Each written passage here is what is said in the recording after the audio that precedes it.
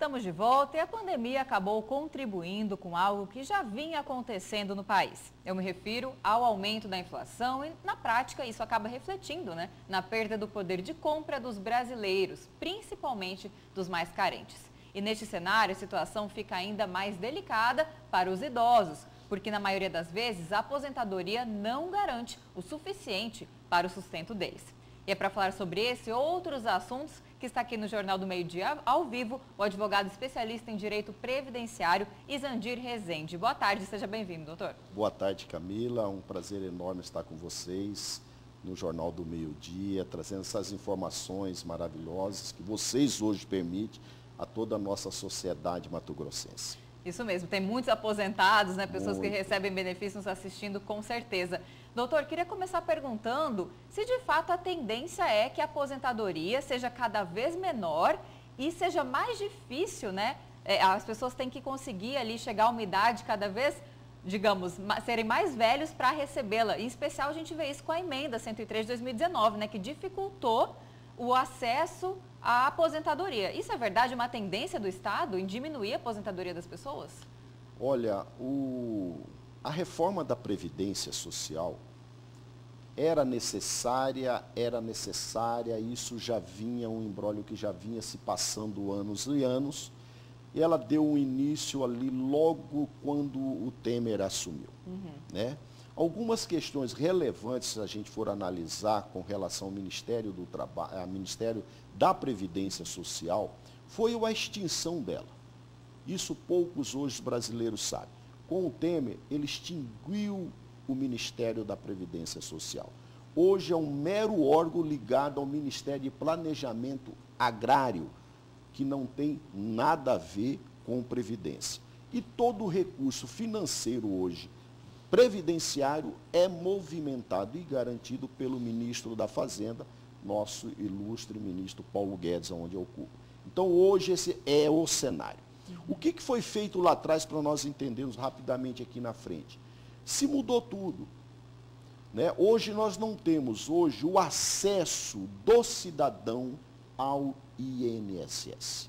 Acabou. E a nossa pergunta e a nossa insatisfação é com relação exatamente às pessoas que hoje estão com 65 anos de idade, querem aposentar, outras, elas querem buscar um benefício assistencial que deixou esse público no vazio. Eles não têm o acesso. Mas, doutor, existe aí uma plataforma criada, que foi criada, implantada pelo governo Temer. O meu INSS, pelo meu INSS, que foi... Mas, poxa... Difícil. Ele não tem esse acesso. Infelizmente, o grande erro que nós vemos nesse momento, que está dando a continuidade pelo gestor atual, é você colocar uma plataforma aonde nós sabemos que a nossa cultura ainda está além, se tratando de um mecanismo virtual, de grande dificuldade, ele não tem internet, o acesso não é fácil. Então, como que fica esse público que precisa hoje, tem o direito de ser assistido pelo INSS? Sem falar que o servidor ele tem o dever de esclarecer ao segurado qual o melhor benefício para ele, o momento de se aposentar. Esse planejamento previdenciário hoje não existe, Fica a Deus dará. Exatamente. E por isso que muitos procuram a justiça, os advogados, para interceder em nome deles. E que é um assunto hoje que se tornou profissionalizante. Por quê? Tudo que você for fazer hoje, se tratando de INSS, passou a precisar de um bom profissional. Principalmente, Camila, com as novas regras. Hoje, de maneira nenhuma, o governo ainda explicou à nossa sociedade que contribui qual é a melhor regra. Ele diz para você, você entra dentro do seu sistema no meu INSS e faz uma simulação. O grande problema da simulação é o que você contribuiu, que está na sua carteira, realmente está ou foi recolhida? Segundo, os meus recolhimentos do ano de 94 para trás, constam hoje dentro de um sistema do meu INSS. Então, são alguns fatores que nós precisamos orientar a todos. Quando se tratar de procurar um benefício de aposentadoria, principalmente aqueles que contribuem acima de um salário mínimo, não façam sem antes procurar um bom advogado jurídico que entenda dessa área de previdência social. Doutor, e falando dessas contribuições anteriores a 94, há uma questão aí que está pendente de julgamento no STF, dependente apenas de um voto, né, do ministro Alexandre de Moraes, que é a revisão da vida toda. Queria que o senhor explicasse no que consiste essa revisão e qual a diferença que ela vai fazer, se aprovada ou não, a milhares de aposentados em todo o país. Olha, muitos iniciaram a trabalhar antes de 94, correto? Muitos. Os maiores benefícios deles estão no período de julho de 94 para salários trás. Bem mais altos, bem mais altos. Esses salários não foram considerados, dado uma nova regra de uma reforma que nós tivemos lá atrás, correto? Nessa nova reforma, vejam só, já se considera todo o período contributivo. Então, nós já percebemos uma contradição.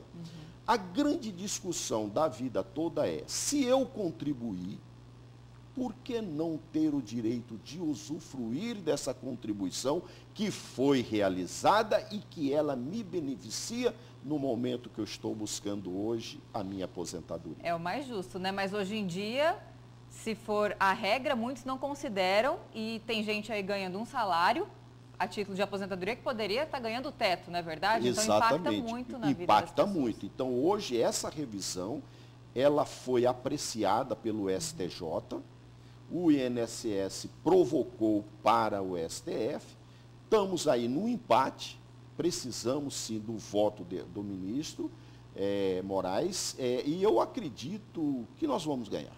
Eu acredito, porque é uma questão de justiça, porque não são todos. Né? Primeiro, isso vai dar uma defasagem na economia do país. Não vai, porque não são todos que têm direito. Agora, os que têm direito, eles teriam que ser assistidos, porque eles trabalharam e eles contribuíram. Sim. Então, é uma contraprestação, na verdade, do sistema do regime para esses trabalhadores. Para essas pessoas. Né? É a devolução Exatamente. do que eles contribuíram. Doutor, e para encerrar, queria saber a respeito do BPC, o benefício de prestação continuada. Ao procura para atingir, né, para que esse benefício seja concedido, aumentou durante a pandemia, tendo em vista que a renda diminuiu, é um benefício para pessoas com renda per capita aí menor que um quarto do salário? Olha, hoje nós estamos com um país, em um ano, nós triplicamos a miserabilidade no país. É assustador. Nós estamos com 54, 55 milhões de pessoas na pobreza. E eu pergunto, há um ano era 17 milhões. Quem sustentava esse idoso? A família. Hoje a família não tem emprego, eles estão desempregados. Quem vai dar assistência a esse idoso? Nós não temos. E eu pergunto à sociedade, o INSS está atendendo? Ele está de porta fechada há 2 anos para esse público. E isso é uma falta de respeito imenso quando se trata da pessoa idosa. Sim. Hoje nós temos idosos passando fome, em grande miserabilidade. Nós tivemos um pente fino que começou no governo Temer, dá continuidade, e temos outro agora, para dia 19 de novembro, que o governo estabeleceu um recadastramento. Qual é a visão hoje do governo federal? Levantar em média aí de 2 a 4 bilhões no corte de benefícios assistenciais. Isso é inadmissível. O que nós precisamos falar a esse público idoso? Não se calem. Não desistam. Não importa se nós vamos abarrotar o poder judiciário, mas o que nós não podemos aceitar é o que está sendo feito nesse momento, uma política que eu não concordo com ela, se tratando de cidadão idoso. Doutor, o tempo é curto. Muito obrigada pelas informações aqui. Acho que a mensagem principal ficou para o pessoal de casa. E que assim seja, né? Se o direito não está sendo efetivado ali no INSS, que a tendência justamente é negar todos os benefícios, a pessoa tem que procurar a justiça. E aí vai demorar mais, mas muitas vezes o benefício é concedido e o direito realizado. Obrigada pela sua participação. Nós que agradecemos.